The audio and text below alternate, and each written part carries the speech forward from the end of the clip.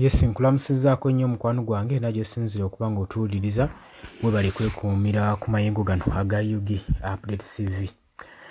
Isaac Ssemakadde, pulezidenti wa Uganda Law Society, avuddeyo n'anenya omulamuzi aluulinze omusango gwa Besigye olunaku olwaleero nga Besigye abadde aleeteddwa mu kkooti mu kibuga Kampala.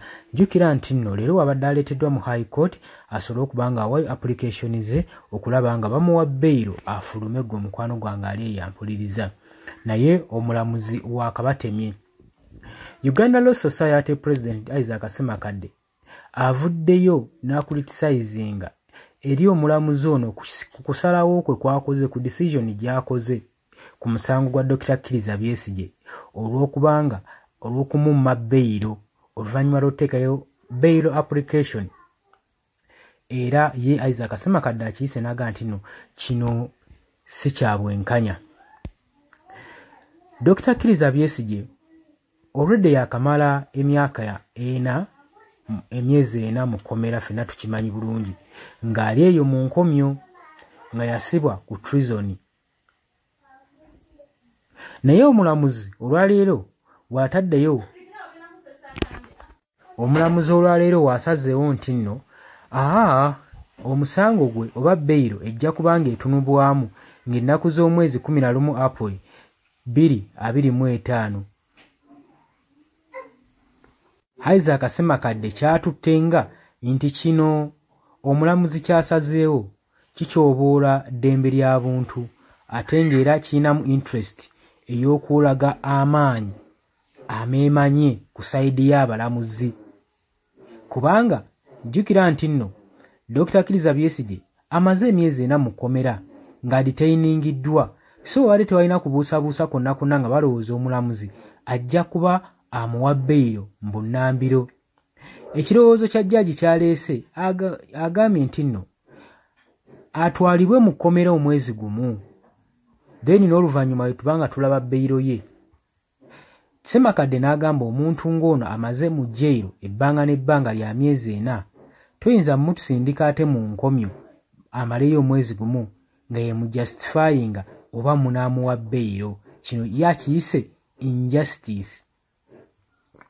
Era Isaac Ssemakadde ng'omukulembeze wa Uganda Law Society avuddewo nga tategedde agenda z'abalamuzi, era ne High Court atandise okuba nga agikubamu ebituli ng'omukwano gwange ali eyampuliriza.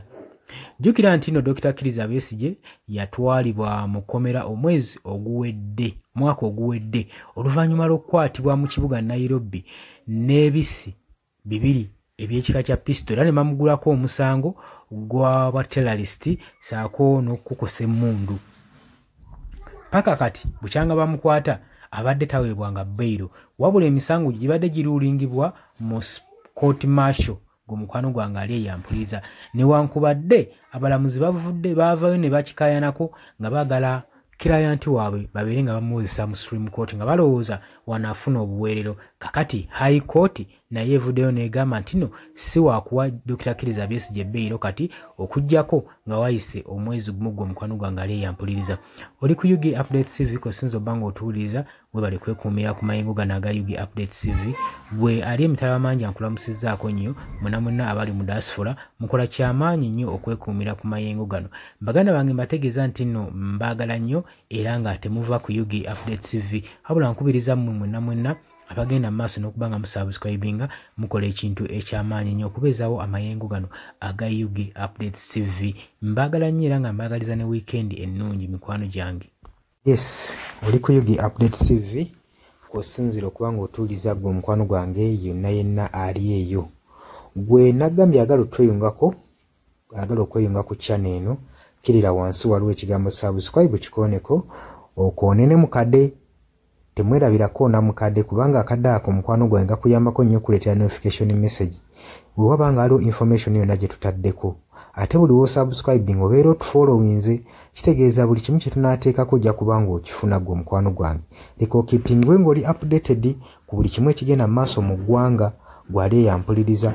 Abali mu Qatar, Oman, Dubai, Saudi Arabia, abali e Dubai, abali mu US, abali mu UK, abali Canada, abali mu South Africa, nammwe abali mu Ndwana Kenya, Nalekani Menyani, nammwe abali mu Asia matumiddeko nnyo, mwe bali kwekumira ku Yugi Update TV, mwe mbeezezzaawo amayengo gano aga Yugi Update TV. Mikwano gyange sola beebaza kinnoomu, wabula nsazeewo nkozese lino eddoboozi ery'ewamu nsobole okubeebaza, mwebale kuyimirizaawo channel eno, mwebale mwabajja naddala mwabajja mu comment section ne mukomentinga ne muteekako endowooza yammwe ne mutangaaza bannayuganda ku ki ekiteekeddwa ekituufu okukolebwa gwe okusinziira ku ndowooza yo. So muna batajjangako mu comment section, mbakubiriza okujja mu comment section muteekeko ebirowoozo byammwe, mutangaaze eggwanga ku biki byaba bagenze mu bukyamu ne bikolebwa mu bukyamu eri bannayuganda. Dani ku Airlines e Kenya, nawe nkutumiddeko ennyo, naye jjangu mu comment section oteese, toteekako buteesi linnya lyo, mujje mu comment section mwe abasharinga, abalikinga, nammwe abasubscribinga, mwe muyimirizaawo amayengo ga channel eno. Enamba y'essimu gye mbateeredde awo eya nooti 726 nooti emu 6794.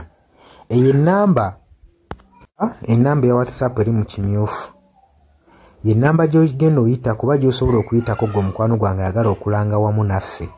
Ngw'alina bizinensi yo ng'ogyagala tugikulangire nga wandyetaazo gikulangira, eyo namba gy'oba oyitako ku WhatsApp osobole okuba nga naye bizinensi yo gikuba abantu tugikulangire gwe mukwano gwange ali eyo ampuliriza.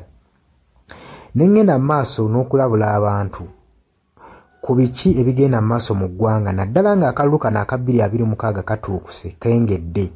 Kati buli muntu alina kubeera vigilant, olina kubeera bulindaala, oleme kutunda mwoyo gwo mukwano gwange.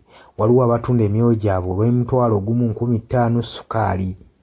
Gwe beera ng'omanyi akaseera we kanaatuuka akakuba ballot paper, beera nga manyi omuntu ogw'ogenda okuwa, gw'ogenda ottiikinga, gwe gw'olaba asobola okukulaakulanya ekitundu kyo constituency yo, gw'olaba agenda otwala eggwanga mu maaso. Bannange tusibwa nnyo akatambaala mu mutwe mu biseera nga bino, newankubadde obwavu babubalumizza mutya. Totunda mwoyo gwo ku lw'akantu katono, wabula saasira ku ggwanga lyo, osaasire ne ku zadde lyo, osaasire ne ku future weenaabeera. Lowooza ku by'emu maaso. Weewaawo abamu muyinza okulowooza ng'ebyo batabakwatako nga tebikwatako, naye ensobi yonna yonna ekolebwa eiza relative, sengaawo, maamawo, kojjaawo, biyinza otutuuka ng'ekyo ekizibu gwe kyetooloddeko, ate olaba ebikwatirako biyinza otutuuka esa ne byetooloola ne bifundikira nga bikkutteko gwe mukwano gwange ali eyo. So kyenva nkubiriza baganda bange mwenna bali ku Yugi Update TV, ogenda maaso n'okusharinga information eno. Baganda baffe beebeereremu, ate era baleme kutunda mwoyo gwa ggwanga, babeere nga batambulira ku mazima, nga bayimirira ku mazima, nga bayimirirawo ku lw'eggwanga lyaffe erijja mu maaso, ku lwa future y'abantu baffe n'eggwanga lyaffe mu maaso, kubanga buli muntu ekigenda mu maaso kati akiraba. Bw'atalaba kigenda mu maaso, nkakasa obeera muzibe. Ate era ne muzibe naye alina byawulira ebimukyemula omutima, kati n'amanya nti no mu ggwanga mulimu kino.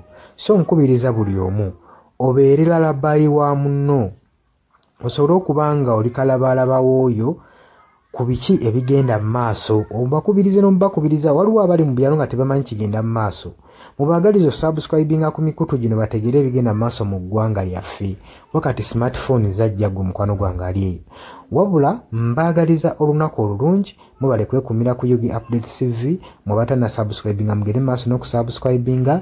Mbaagala nnyo era mweraba.